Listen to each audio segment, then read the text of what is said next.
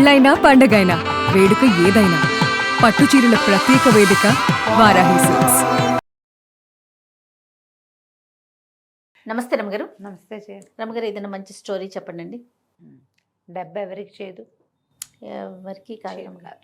పసి పిల్లల దగ్గర నుంచి అందరికీ డబ్బులే కావాలి. అదే అసలు అదేంటో తెలియని పిల్లలకు కూడా కావాలి.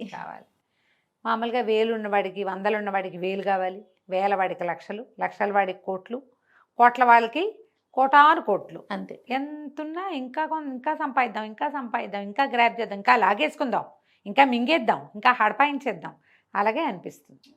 ఇందులో ఉచితంగా వస్తుంది అనుకో, అబ్బాబ్బా, అసలు ఉచితంగా వచ్చేది మరీను కదా, ఎంత వచ్చినా సరిపోదు. అలాంటి ఒక కథ చెప్తాం. పూర్వం అంటే అదేదో రాజ్యానికి తిమ్మరాజు గారని ఒక రాజుగారు ఉండేవారు. తిమ్మరాజు గారు భలే ఉదారుడు.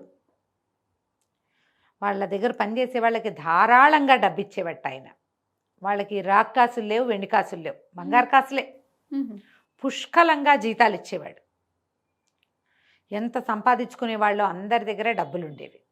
ఆ ఊళ్ళో బీదవాళ్ళు లేరు.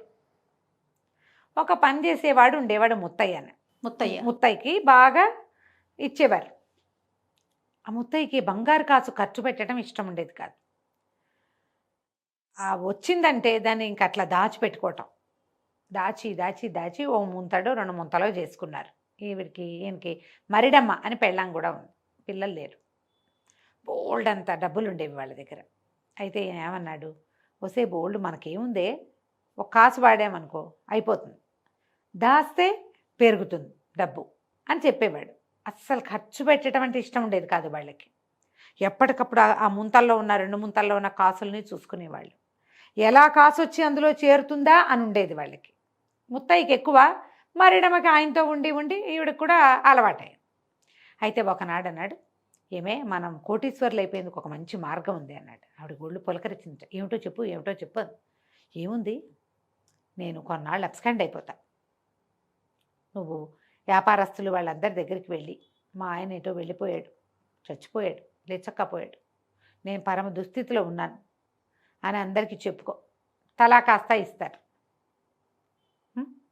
అవన్నీ ముంతలు వేసి ఇంకో కొత్త ముంత చేయి, ముంత నిండిపోతుంది.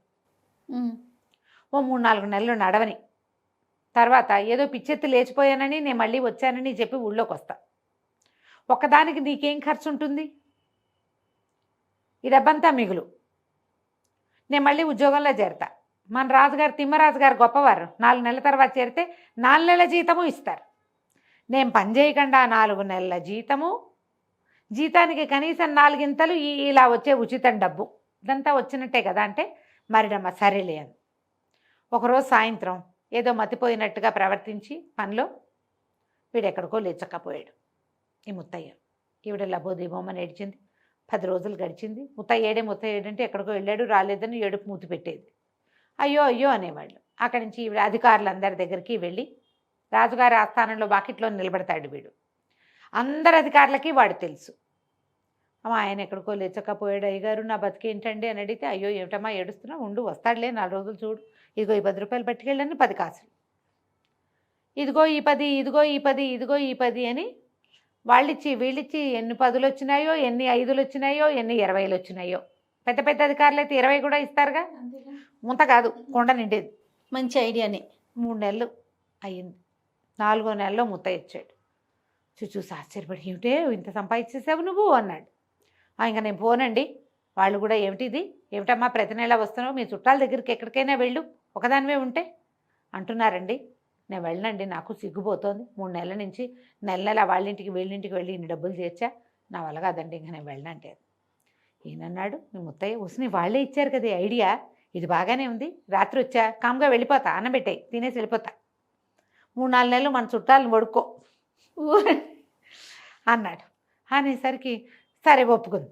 ఈమె ఒప్పుకుంటోంది చూడండి. ఒప్పుకుంది. వెళ్ళిపోయాడు.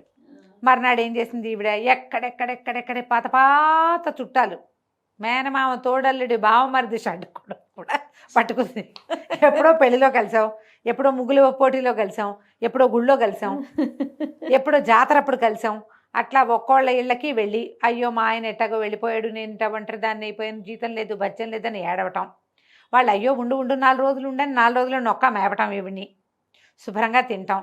వాళ్ళు ఏమైనా నేను వెళ్ళొస్తానమ్మా ఏదో నా కష్టాలు నేను పడతాను, సరే 4 కాసులు ఉంచని ఎవరి శక్తి అనుసారం 2, 4, 6, 3, 2 వచ్చాయి. మళ్ళీ ఒక 3 నెలలు గడిపారా? 3 నెలలు గడిపారు. 2, 3, 6 నెలలు అయినాయి. తర్వాత చుట్టాలు ఇవి రాగానే ఏటో చూడడం మొదలుపెట్టారు. ఎన్నాళ్ళు పోషిస్తారు, అంతే ప్రతి నెల వస్తుంటే వాళ్ళల్లో కూడా కొంతమంది విసుక్కోవటం కూడా మొదలుపెట్టారు. ప్రతి నెల వస్తున్నావేమిటక్కయ్యా అని ఒకడు, మా దగ్గర ఎక్కడుందమ్మా మేమే 4 ఉన్నాం, మళ్ళీ నిన్ను ఒకదాన్ని 5వ దాన్ని నేను ఈ పూట అన్నం తిని వెళ్ళిపో అని పంపించేయటం. విసుగు పుట్టింది, సిగ్గేస్తుంది కాదు, ఇంటికి వచ్చేసింది. ఈ 3 నెలలు తిరిగేసరికి మరిడయ్యి వచ్చాడు. వచ్చేసరికి నేను వెళ్ళండి, వాళ్ళ దగ్గర పరుగు పోయింది, వీళ్ళ దగ్గర పరుగు పోయింది, ఇక చాలు సంపాదించింది, వచ్చేసావని చెప్దాం, ఉద్యోగంలో చేరిపో అంటే కాదు నువ్వు ఉండు, నేను ఇంకో మార్గం చెప్తానన్నాడు.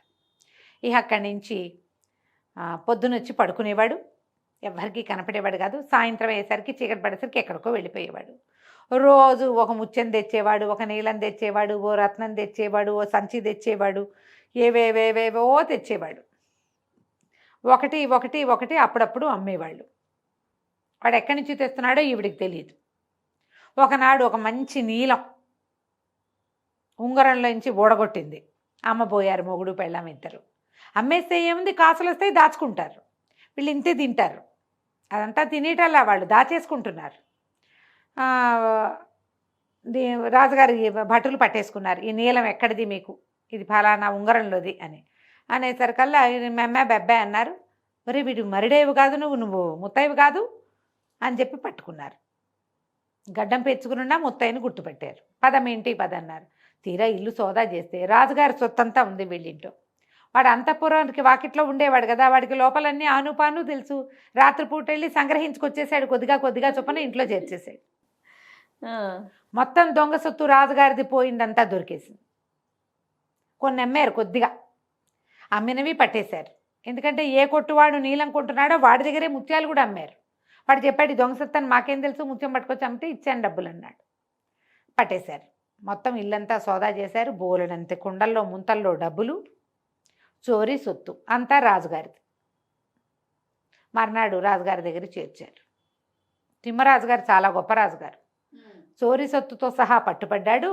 ముత్తైకి ఉరే, ఆ మరిడమ్మ కూడా ఉరే వేస్తారు. మరి అంతే, దొంగతనానికి ఉరి శిక్ష ఆ రోజుల్లో. దొంగతనాలు చేయకూడదు. రాజుగారు లిబరల్గా అంతంత జీతాలు ఇస్తూ ఉంటే పేదవాడు అన్నవాడు లేడు ఆ రాజ్యంలో. పిసినారు వాడు వీడొక్కడే ఉన్నాడు, పిచ్చి వెధవ. ఆ రాజుగారిని ఎలాగో ఊరేస్తారు, ఆయన అంత గొప్ప రాజు కదా అని అనుకున్నారు. మొత్తం జనం అంతా చేరారు, కిటకిటలాడిపోతుంది సభాభవనం. మొత్తం సొత్తంతా పెట్టారు. రాజుగారిని 2 మూటలుగా కట్టండి తిని అని చెప్పాడు. 2 పెద్ద పెద్ద మూటలు చేశారు. ముత్తయ్య, ఎంత కష్టపడి సంపాదించావు నువ్వు, మీ ఆవిడ కూడా సాయం పట్టిందనుకో, చెరుకో బస్తా ఎత్తుకుని ఇంటికి వెళ్ళిపోండి అని చెప్పాడు రాజు. అందరూ నిర్ఘాంతపోయారు. నీ తిమ్మరాజు గారి తెలివేమిటి ఇట్టా ఉంది, వాడు దొంగతనం చేశాడు, అబ్స్కాండ్ అయిపోయి వాళ్ళ ఆవిడ అందరిళ్ళకి వెళ్ళి రూపాయలు 10, 2, 3 వసూలు చేసింది. పైగా అదంతా పోని ఏదో ధర్మానికి ఇచ్చారు అనుకుందాం, వాడు లేడు, ధర్మానికి ఇచ్చారు. దొంగ సొత్తు ఏం తిమ్మరాజు గారు తెలివి ఏడిసినట్టుంది అనుకున్నారు. సరే, మర్నాడు పొద్దునే ఈయన ఏదో బియ్యం కొనుక్కోవటానికి ఒక బంగారు కాసు తీసుకుని కొట్టుకెళ్ళాడు. బియ్యం అన్నారు, లేవు అని పంపించేశారు. వాళ్ళు మేము అమ్మమ్మ అని చెప్పారు. ఇక మొత్తం ఊరంతా తిరిగిన వీళ్ళకి గుప్పెడు బియ్యం ముట్టలేదు, చెంబెడు పాలు దొరకలేదు, ఏ వస్తువు కొనలేకపోయారు. డబ్బులున్నాయి. అక్కడి నుంచి చుట్టుపక్కల పల్లెటూళ్ళన్నీ తిరిగారు. ఏ పల్లెలోనూ వీడి రూపాయికి ఒక్క వస్తువు కూడా మారకానికి రాల. 5 రోజులు గడిచేసరికి ఆకలికి నకనకలాడిపోయారు. ఇంట్లో ఏవో ఉన్నాయి, పైగా వీళ్ళు కళగా 4 కొనుక్కుని పెట్టుకునే వాళ్ళు కాదు, పీనాసి వాళ్ళు. డబ్బులు దాచుకునేవారు. డబ్బు, బంగారం, ముత్యాలు, రత్నాలు అన్నీ ఉన్నాయి. లేదు, ఉచితంగా వచ్చే గాలి, దొడ్లో ఉన్న నూతులో ఉన్న నీళ్లు తప్ప ఏమీ లేవు. పోనీ 2 మొక్కలు మేమే పెంచుకుంటామంటే మొక్కల గింజలు కావద్దు, గింజలు వాడెవడు ఇవ్వడు.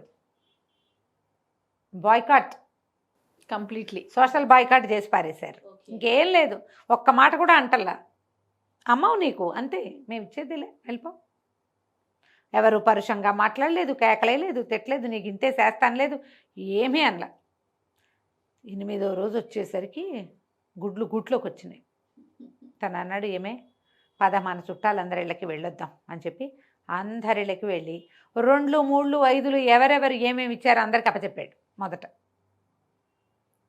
ఓ చుట్టాలు భోజనం పెట్టారు, రాత్రికి అన్నం తిని ఇంటికి వచ్చారు. మర్నాడు ఒక్కో అధికారి ఇంటికి వెళ్ళి ఎవరెవరు ఎంత అంతా అన్ని డబ్బులు ఇక్కడే ఉన్నాయి, వాళ్ళు ఏం వాడితేగా అన్ని డబ్బులు అప్పచెప్పాడు.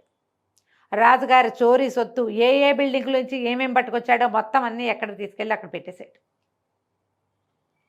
ఇక అంతే, మొత్తం అప్పచెప్పేశారు.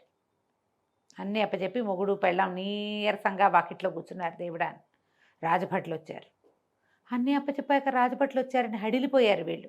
చుట్టుపక్కల వాళ్ళు కూడా వీడు పాపం అన్నీ వెనక్కి ఇచ్చేశాడు. దొంగ సొత్తుతో కనపడ్డప్పుడు రాజుగారేమో వదిలిపెట్టాడు. ఇప్పుడు అన్నీ ఇచ్చేశాక వీడి వెంట పడ్డాడు ఏమిటి అనుకుంటే, ఈ వచ్చిన సైనికులు సంచుల్లోంచి చక్కగా రుచికరమైన ఆహారం తీసి ముత్తైకి మరిడమ్మకి పెట్టారు. మీరు 10 రోజులు అయి భోజనం చేయలేదు కదా, తినండి అని. ఏమి తినలా, ఏదో ఇంత తింటున్నారు, ఏం లేదు వాళ్ళ దగ్గర. శుభ్రంగా కూర్చుని తిన్నారు. రేపటి నుంచి మీరు వంట చేసుకోకర్లా, మీ భోజనం రాజప్రసాదం నుంచి వస్తుంది అని చెప్పారు. ప్రతిరోజు రాజప్రసాదం నుంచి భోజనం వచ్చేది. అంతే, డబ్బు లేవు. కానీ వీళ్ళకి డబ్బుల మీద వ్యామోహం పోయింది పూర్తిగా. ఇద్దరూ రాజుగారిని సేవించుకునేవారు. ఎక్కడుంటే అక్కడ హాయిగా కడుపు నిండా తిని నిద్రపోయేవారు. ఆ రాజ్యంలో ప్రతి వాళ్ళు తెలుసుకున్నారు తిమ్మరాజు గారు ఎంత బాగా చేశారు. వాడికి దొంగతనం అన్ని బుద్ధులు పోగొట్టేశారు, అన్నీ పోయినాయి, చక్కగా మంచిగా మారాడు. ఆ తర్వాత ఒక పెద్ద ధర్మసత్రం వెలిస్తే ఆ ధర్మసత్రానికి సేవకులుగా ఈ ముత్తయ్యని మరిడమని అక్కడే ఉంచారు. ఈ సత్రం మీది, ఇది డబ్బంతా అక్కడి నుంచి వస్తుంది, అందరికీ పెట్టండి, మీరు హాయిగా ఉండండి, మీకు పిల్లలు లేరు జల్లలు లేరు, రాజుగారిని ఇట్లా సేవించుకోండి అని చెప్పారు. ఆ తర్వాత ఇంకెప్పుడు ముత్తయ్య 1 రూపాయి కూడా వెనకేలా, కానీ ఎన్నో పుణ్యకార్యాలు చేశాడు. ఆ దారిని పోయే వాళ్ళందరికీ అన్నం పెట్టాడు. కథ కంచికి మనం ఇంటికి. బా, సూపర్ స్టోరీ రమ్మగారు, బాగుంది కదా, చాలా చాలా బాగుంది. నమస్తే అండి. నమస్తే.